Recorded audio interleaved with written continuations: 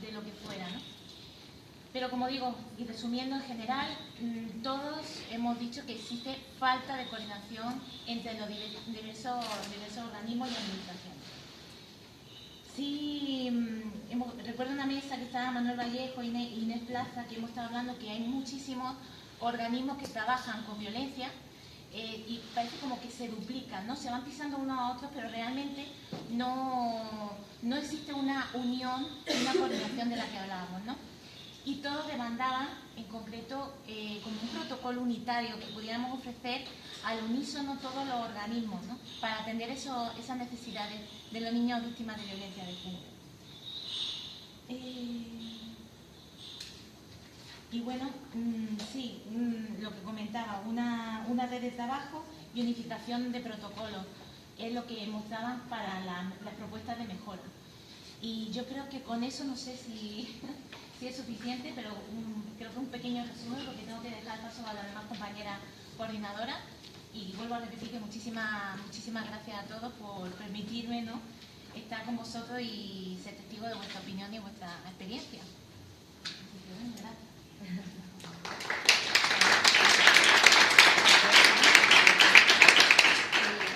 La mesa 2. No soy la 2, yo soy Maite. He coordinado la mesa número 2. Esta tarde hemos estado en la mesa número 2 charlando sobre cómo desde el ámbito educativo podemos hacer para prevenir, para detectar casos de violencia de género en menores, ¿no? Y bueno, casi toda la gente que ha pasado por la mesa incide en la importancia de la sensibilización del profesorado. Y bueno, se detecta que en general no todo el profesorado está preparado para detectar casos de violencia, ni todo el profesorado está sensibilizado, y bueno, que sería importante trabajar ese aspecto. Y no trabajarlo con la buena voluntad del profesorado, sino que sea algo instituido, ¿no? Que se establezcan canales de comunicación entre los centros educativos, los institutos, con los servicios sociales, y que los centros educativos también tengan respuestas de los centros de servicios sociales, tengan el apoyo para la detección y para establecer esos canales de comunicación. Hemos hablado también, bueno, de la importancia de la coordinación, y hemos hablado de que, bueno, de unas cuantas experiencias positivas que se están haciendo últimamente de formación en valores por el profesorado y formación en valores por los menores, ¿no? Y si se incide en que no debería ser solo que se hicieran los institutos, que se hicieran los centros educativos, porque hay algún profesor. Yo no soy la. Bueno, que no se hagan los centros porque es buena voluntad de algún profesor o de algún director o alguna directora del centro, sino que deberíamos sensibilizar a la comunidad educativa, ¿vale? Y bueno, hemos hablado también de la falta de profesionales de trabajo social en los centros educativos, ¿no? Que hay, la provincia de Almería quedan 3 y son una especie a extinguir, igual que se han extinguido otros profesionales como los médicos, ¿no? Y bueno, porque deberíamos intentar echar el resto por conseguir que los centros educativos sigan o haya se consiga la social. Y en líneas generales, pues esa ha sido la.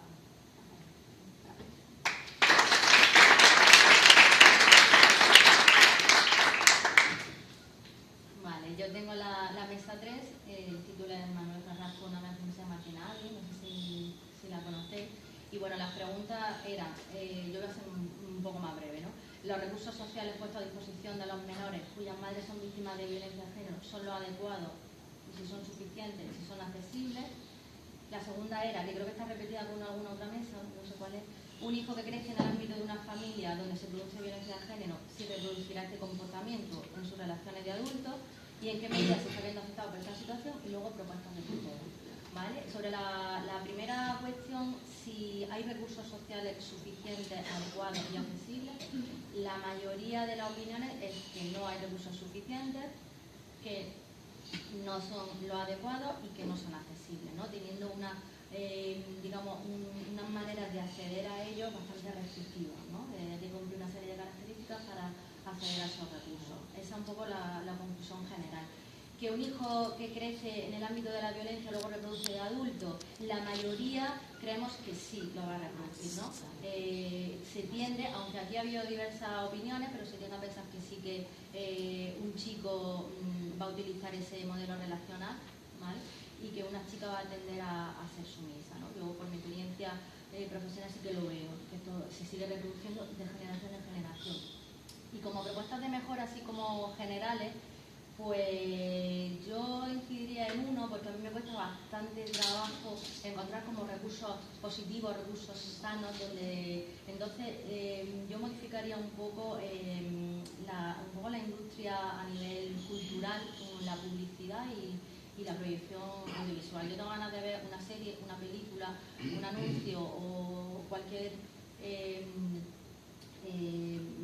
medio de comunicación en el que yo o cualquier chavala o cualquier chaval salgamos empoderadas del cine y salgamos con un modelo y con recursos sanos. Bueno, pues desde coordinación entre instituciones, desde un catálogo de servicios donde yo conozca y le pueda dar la información a esa mujer de dónde llevar a ese menor o qué tipo de ayuda económica tiene o dónde puede acceder, ¿no? Es decir, dar una información exacta. Yo a veces echo de menos yo no conozco todos los recursos que hay, es decir, conozco los recursos que hay a nivel psicológico, pero no puedo conocer otros, no todos siempre, ¿no? Como se accede, es decir, un catálogo de servicios y una dirección y un número de teléfono para no marear, es decir, que se vayan ya con su información, ¿vale? Y puedan llevar una asignatura, ¿vale?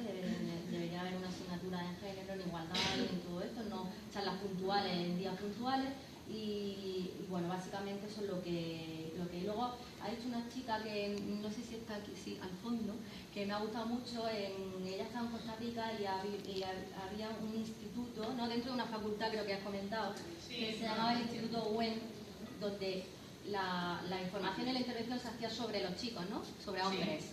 Entonces, intervenir también sobre los hombres.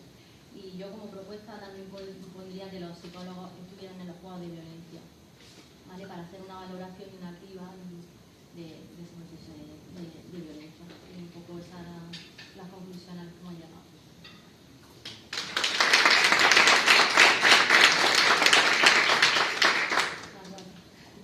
Bueno, pues yo soy Elena, he coordinado la mesa 4 y hemos estado hablando sobre dos cuestiones. La primera de ellas, ¿por qué creíamos que las adolescentes vivían como algo positivo, como una muestra de amor, comportamientos y actos de sus novios, cuando en realidad eran comportamientos violentos o machistas?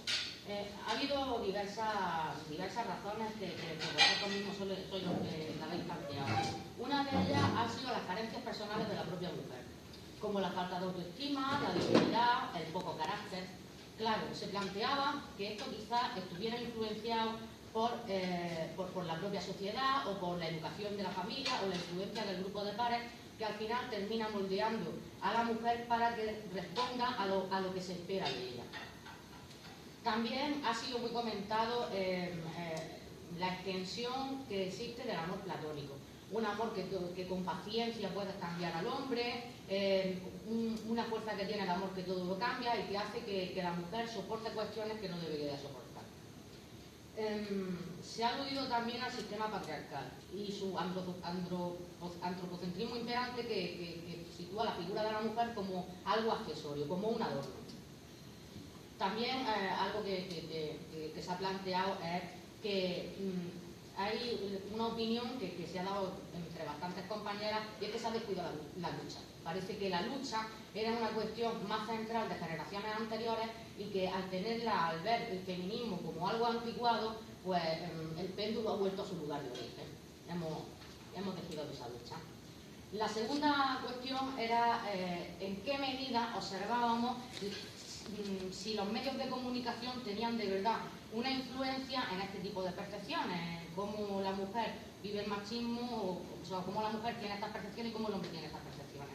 La respuesta unánime ha sido que los medios de comunicación sí que influyen muchísimo y de una manera muy negativa, porque exponen a los hombres como figuras que han de ser exitosas, inteligentes, con personalidad, unos triunfadores. En cambio a la mujer como una persona guapa, sin otorgarle muchos roles al margen de ser madre y esposa.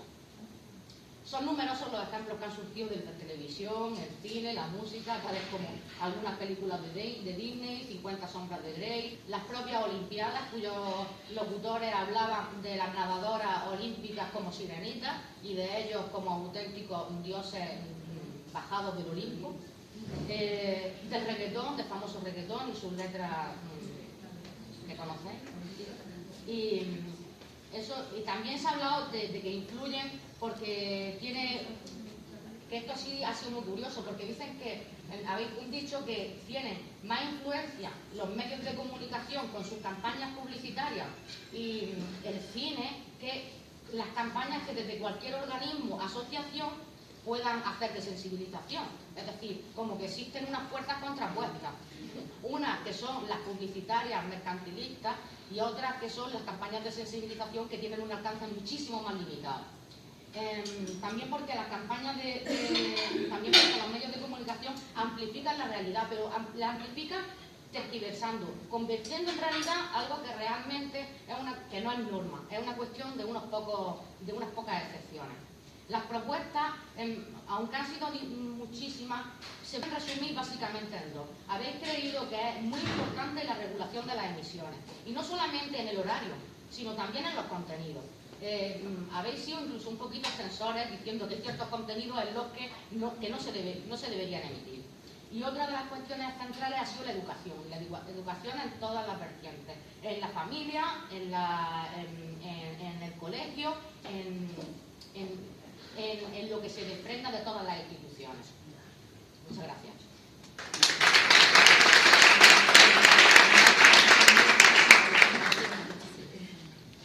Bueno, buenas tardes, soy María del Mar. Nosotros nos hemos centrado sobre todo en dos preguntas, que era cómo se puede modificar aquellas creencias y valores asociados a la violencia de género y sobre todo reconocer la influencia de los estereotipos y de las creencias tradicionales en todo lo que es la violencia de género. Hemos insistido muchísimo, después de hablar todo y de ver todas las propuestas, hemos insistido muchísimo en que es muy importante que cada uno de nosotros nos paremos y veamos qué es lo que estamos haciendo y cómo estamos viviendo nosotros lo que es la cultura, las actitudes y las conductas que tenemos tanto con los niños como con nuestros compañeros y sobre todo en la influencia que tiene la familia. A los niños, a la idea que más se repetía en casi todos los grupos es que desde pequeñitos hay que empezar a educarlos, tanto en la familia como en el colegio, pero que el colegio tiene un valor fundamental. Había que encontrar la manera de implicar un poquito más a los padres, o cuando los padres vienen y nos preguntan, el saber darle una serie de respuestas, una serie de pautas, para que ellos puedan acudir, como ha dicho la compañera, a otras instituciones. Y uno de los apartados que más hemos insistido es el tema de los medios de comunicación. La influencia que tiene desde la campaña que ahora mismo vamos a empezar a ver en la prensa con el tema de los juguetes, el tema de los juguetes sexistas, el tema de las profesiones, porque hay unas profesiones que la tienen que hacer un hombre, que la tiene que hacer otra mujer, y que todo esto nosotros podemos empezar a pensar en arreglar, a cambiarlo solamente si nos paramos y empezamos a dar las mismas oportunidades, la misma igualdad a cada una de las personas. Se ha destacado muchísimo también el tema de la familia, pero tanto desde la postura del hombre y de la mujer, desde hace 20 años, hace 30 años y en la actualidad. Esta ha sido la idea más importante.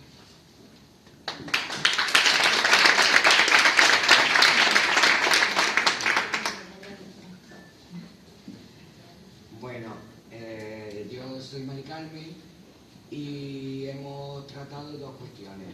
Por un lado, la creencia que las mujeres víctimas de violencia de género, que si creemos que las mujeres víctimas pues conocen y confían en el sistema de protección que se despliega ante su petición de ayuda, en especial con relación a los hijos e hijas, y bueno, en la mayoría de vosotras y vosotros habéis coincidido en que no conocen lo suficientemente pues todos los recursos existentes y lo que es todo el proceso. También coincidí en que las mujeres, por diversos motivos y por múltiples factores, pues desconfían en cierta medida del sistema de protección, ¿no? Primero, bueno, hay una descompensación también, alguien ha comentado, entre lo que es el ámbito urbano y el contexto también, el contexto más rural. Se ha comentado también pues cómo las mujeres en este tipo de situaciones probablemente encuentren falta de un apoyo real, de un apoyo que vale, que no solo es denuncia, ¿no? Sino que denuncia, pero luego que, ¿no? Hay que acompañarla en todo el camino y no solo en la salida. Y bueno, se ha hablado también de cómo los medios de comunicación transmiten determinados mensajes, la importancia de que cuando se trata este tema pues sea tratado con cierta conciencia y con cierta sensibilización y con cierta formación, ¿vale? Y bueno, hemos hablado también de toda la problemática relacionada pues con la dependencia emocional, la dependencia económica, el concepto de modelo de familia tradicional, cómo estamos ahí apegada y a ese modelo, como el dicho este, ¿no? De que más vale que el padre, más vale, como que se protege mucho la figura del patriarca, ¿no? Paternal, más vale, bueno, no buen padre, pero bueno, por lo menos está, ¿no? Como que hay ahí, igual habría que trabajar otros modelos de familia, pues para ampliar el campo de visión y no quedarnos con el modelo de familia tradicional, que tiene sus ventajas, como es lógico, pero que en ciertos contextos y en ciertas situaciones pues genera más problemas que beneficios. Bueno, pues se ha comentado también pues la inseguridad, como una mujer que sufre un proceso de estas características, pues todas sus habilidades, su capacidad de desenvolvimiento, pues en cierta manera se ve limitada, con lo cual pues eso también pues le genera pues miedo, etc. La segunda cuestión que se planteaba era el hecho de si tener hijo e hija en una relación que está sufriendo una situación de violencia de género empuja a la mujer a poner una denuncia o por el contrario la frena. Aquí mayoritariamente habéis opinado que en general la frena, ¿vale? Sobre todo cuando los niños y las niñas son pequeñitas, ¿vale? Y cuando las criaturas son pequeñas parece como que las mujeres, pues, por todo lo que estamos comentando de dependencia, etcétera, le supone más trabajo tomar esa decisión, ¿no? Y luego se ha comentado que favorece en el sentido, sobre todo cuando los hijos e hijas han crecido y son mayores, que los hijos te enfrentan a la situación y son ellos los que te dicen o nos vamos o algo hay que hacer, ¿no? Y entonces parece como que cuando ya son más mayores sí que te favorece tomar la decisión, ¿vale? Pero cuando son pequeñitos pues te frenan un poco más. Y bueno, básicamente eso. Y luego propuestas de mejora. Bueno, se ha comentado también una cosa muy interesante que se me ha pasado, que es que la falta de concienciación del problema de las secuelas y las consecuencias de que los niños y las niñas estén expuestos a una violencia cotidiana, ¿no? Es decir, hay veces que las madres están tan centradas en su dolor y en su angustia y en su situación tan negativa, tan dolorosa, que no se dan cuenta que su hijo e hija están sufriendo igual o incluso a veces más que ella, ¿no? Y entonces, como que no se dan cuenta de eso. Siguiendo con el tema del modelo de familia tradicional, que parece que más vale malo conocido que bueno por conocer, ¿no? El miedo al cambio, etcétera. Propuestas que se han planteado, pues coincidimos casi todas, el tema de la educación, es decir, no solo educación, no solo con los niños, etcétera, sino con todos los profesionales implicados en todo el proceso de denuncia y tal, policía, trabajadores y trabajadoras sociales, o psicólogas, es decir, estamos muchos profesionales interviniendo, ¿no?, en este tema, y no todos y todas estamos lo suficientemente formados ni lo suficientemente sensibilizados como para tratar con estas víctimas, ¿no? Porque, vamos, muchas veces el tema de introducir perspectiva de género y de que los profesionales trabajemos desde ese ámbito en todo, es que es importantísimo, porque de qué sirve que tú llegues a la comisaría a denunciar y que el policía o la policía de turno pues te diga, venga chica, dale una oportunidad, hombre, que pobrecito, ¿no? Jolín, tío, me estás diciendo, pobrecito, que vengo hecha polvo, ¿no? O no solo el policía cuando hace una denuncia, o va a una consulta clínica con la psicóloga o el psicólogo de turno porque hay un malestar generalizado que no sabe ponerle nombre, y el profesional pues te dice, bueno, es que claro, tienes que asumir tu maternidad, tienes que asumir, ¿no? Como que no detectamos, no discriminamos los profesionales el desequilibrio y la desigualdad existente entre los seres humanos, ¿no?, en este caso mujeres y hombres. Por lo cual yo creo que la educación tendría que abarcar, aparte de institutos, niños y tal, para que aprendan a ser mejores personas, los profesionales también. Estemos implicados en el proceso de la violencia de género o no estemos implicados. Pero es un tema importantísimo.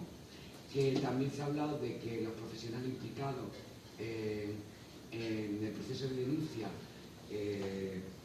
pues que hay un respaldo, que la mujer sienta que hay un respaldo real, ¿no?, que están ahí, que no están solas y que se las va a acompañar, ¿no?, de una manera o de otra.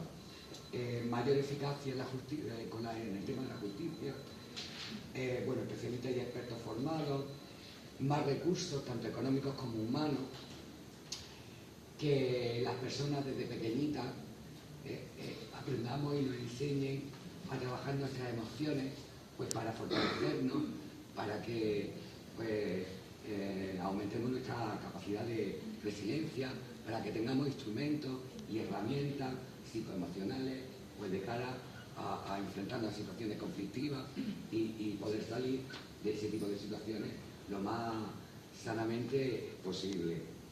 Y bueno, el tema de tratar el tema del agresor, no hemos centrado, no estamos, las instituciones y todos los recursos están muy dirigidos hacia la víctima, que vamos, estupendísima la víctima, hay que atenderla siempre. Se acaba de introducir también a los hijos e hijas como víctimas, muy bien, hay que seguir avanzando, pero claro, a veces se nos olvida que el problema no lo tiene la víctima está sufriendo el problema lo tiene el hombre agresor. Y si no se interviene y se para de alguna manera ese factor tan importante, pues es que no vamos a avanzar, vamos a seguir igual que estamos, reproduciéndose todo este tema. Porque, vamos a ver, hombres que agreden una vez, no solo agreden una vez, cambian de pareja y cuando consiguen tener otra pareja es que vuelven a agredir. Vamos a ver, es que esa es su forma de relacionarse. Por lo tanto, hay que invertir recursos económicos y humanos en la intervención social con hombres, porque es que si no, se va a seguir reproduciendo el tema. Y está súper... Es que a veces cuesta trabajo porque dices, ¿cómo vamos a invertir dinero en un grupo de personas que están siendo agresores? Oye, pues no, es para eso precisamente, para evitar y anticiparnos y que dejen de agredir. Por último, se ha hablado también de la necesidad de políticas sociales que refuercen todo lo relacionado con el empleo, ¿vale? Ya no solo es que una mujer en una situación de estas características pueda obtener un empleo para ser independiente económicamente y poder sacar a su hijo e hija y a ella misma adelante, sino que el empleo que se le está ofreciendo no sea un empleo desde un punto de vista androcéntrico. Es que tenemos el tema de igualdad, insisto, hay que trabajarlo en todas las áreas, porque el empleo está hecho desde un punto de vista androcéntrico, y entonces, claro, para los hombres, en la mujer hemos entrado al mercado laboral, pero nos cuesta sudor y lágrimas. Entonces, estas mujeres que tienen todavía más problemas porque están solas, algunas ni siquiera cuentan con apoyo familiar, han cambiado de ciudad, es un contexto completamente nuevo. Si no se favorece la conciliación y no hay recursos que puedan permitirle llevar ese trabajo, mantener ese trabajo, es decir, hay que trabajar, hay que políticas para generarle empleo, para que puedan sustentarse en la vida, sostenerse, pero también políticas relacionadas con el mantenimiento del empleo y la conciliación, porque que si no, pues no puede. Y por mi parte, gracias.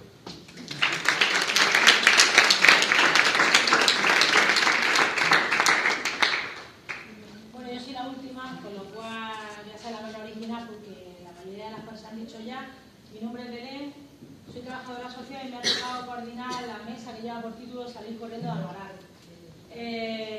Ya el propio título de la mesa ha generado cierta controversia porque hay una compañera que habla de la palabra salida, cuando en las preguntas que tenía que formular se hablaba de la palabra salida, mostraba su disconformidad porque es que parece que siempre tiene que ser la mujer la que salga, ¿no? de la situación, del domicilio, etc. En esta mesa que me ha tocado sobre la salida, sobre la recuperación de las madres y de las niñas y los niños, me ha tocado formular 4 preguntas. Yo he sido muy disciplinada y he formulado tal cual las 4 preguntas que me han pasado. La primera pregunta ha generado también un problema de lenguaje inclusivo. Entonces, no sé si al formular la pregunta, porque la pregunta, os leo la pregunta y explico el problema que tiene con la pregunta. La pregunta es la siguiente, dice así: ante un menor que ha sido testigo de violencia de género en su hogar, ¿influirá esto en su forma de tratar a las mujeres durante su adolescencia y juventud? Claro, tal como está, yo he formulado la pregunta literalmente, tal como está formulada, tendremos que pensar que se trata de un menor varón.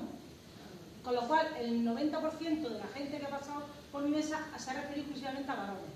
Entonces, no sé si la pregunta tenía un sentido de cuál es la influencia de un varón a la hora de tratar a las mujeres durante la adolescencia y juventud, o es que no utilizamos el lenguaje inclusivo. Yo lo dejo ahí para la reflexión. Yo soy la primera que no utiliza el lenguaje inclusivo, pero ha generado ahí cierto lío, ¿no?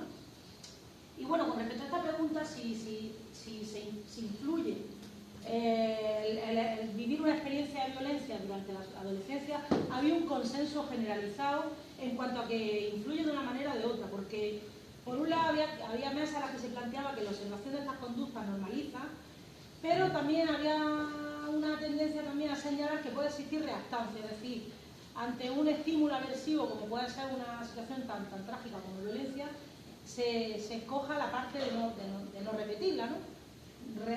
Existe esa reactancia hacia esa conducta disfuncional. Se ha dicho también que normalmente se escoge la conducta más adaptativa y que tiene mucho peso si se ha visto el maltrato como algo normalizado o no. Si el maltrato dentro del ámbito familiar estaba normalizado. También se ha señalado que el contexto cultural influye. Eso con respecto a la primera pregunta. Con respecto a la segunda pregunta, ¿qué se puede hacer desde un equipo multidisciplinar para intentar que no se normalicen esas conductas y se repitan? Bueno, ahí había un consenso total. Ha habido 2 términos que se repetían alguna y otra vez: educación y reeducación, que son los que se han considerado los ejes sobre los que pivotar la intervención.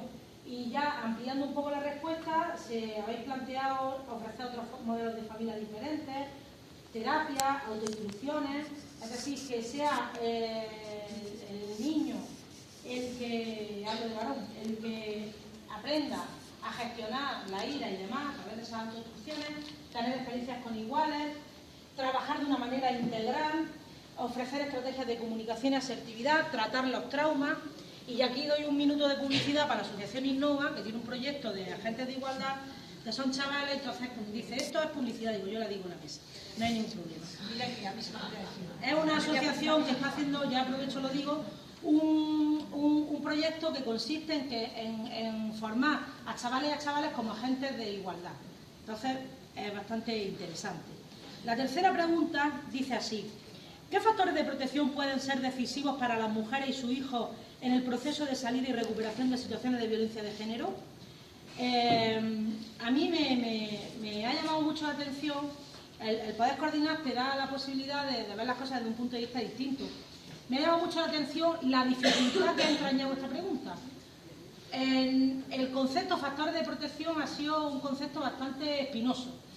Creo, y esto me va a permitir que aquí haga una observación mía personal, que como profesionales nos cuesta mucho pensar en positivo, en capacidades. Especialmente las trabajadoras sociales estamos entrenadas en pensar en lo carencial, en la problemática, tal.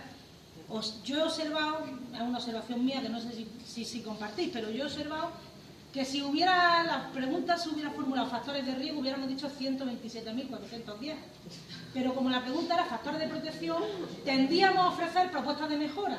Y ya sabemos que los factores de protección no son propuestas de mejora, son elementos tuyos o del entorno que facilitan salir de una situación, lo que decimos de la famosa resiliencia, ¿no?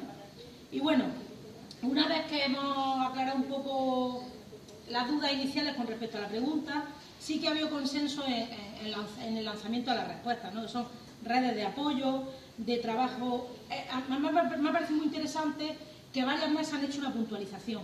Tener trabajo estable con derechos, es decir, tener un trabajo en el que se reconozca la tragedia de vivir una situación de violencia de género y hay una regulación laboral que te proteja. Me ha parecido bastante interesante. Como decía, eso, el tener trabajo, el tener acceso a recursos por general. Yo aquí observo mucho, yo trabajo en un entorno rural y observo mucho las respuestas que dan las compañeras de los entornos urbanos y las compañeras de los entornos rurales, ¿no? Me ha parecido también muy interesante, estamos los factores de protección, sí. La percepción de protección, también me ha parecido muy interesante esa respuesta que habéis dado, porque habéis planteado que no basta con que haya medidas de protección, sino que la mujer en cuestión que sufre esta situación tiene que tener la percepción de sentirse protegida. Y a mí eso me ha parecido bastante interesante, eso que habéis planteado. Que existan medidas judiciales, que haya apoyo social, que la mujer tenga empoderamiento, autoestima, que tenga vivienda, independencia económica, el nivel cultural, también lo habéis señalado, y que los referentes familiares aprueben o desaprueben el maltrato. Eso también lo habéis. Me ha llamado la atención una cosa, aquí hablo de mi sesgo profesional al trabajar en servicios sociales comunitarios, que no ha salido como un factor de protección tener más o menos hijos. Me ha llamado la atención porque particularmente he tenido casos de mujeres que han sufrido violencia de género con muchos hijos y es una verdadera movida. Entonces, bueno, me ha parecido llamativo.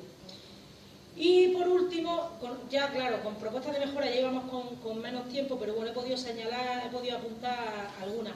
La formación, tanto de las propias mujeres en cuanto a las puertas que te abre la formación, pero también la formación de las profesionales, ya lo habéis dicho, tanto de policía como de los servicios sociales y en general. El empleo, la empleabilidad. Una cosa que me ha gustado muchísimo y la habéis señalado con cierta frecuencia, es que existe un apoyo estable en el tiempo, que a veces apoyamos muy intensamente, pero en un momento muy corto, cuando está la situación, digamos, en el momento, digamos, del ciclo el momento del ciclo de violencia más trágico, ¿no? Y parece que luego de pronto, cuando esa familia echa a andar, parece como que la abandonamos, ¿no? Entonces habéis planteado que es muy importante que ese apoyo profesional sea estable y también habéis señalado que no haya un ir y venir de profesionales, que la familia tenga poca referencia en cuanto a profesionales, que no tenga que estar reviviendo, ¿no? Esto del maltrato institucional, ¿no? ¿Cómo se llama? La revictimización, ¿no? De contar la historia una y otra vez. Y por último, habéis planteado también como una propuesta de mejora que sea el agresor el que salga de la vida y no la mujer y su hijo los que tengan que salir del domicilio. Muchas gracias.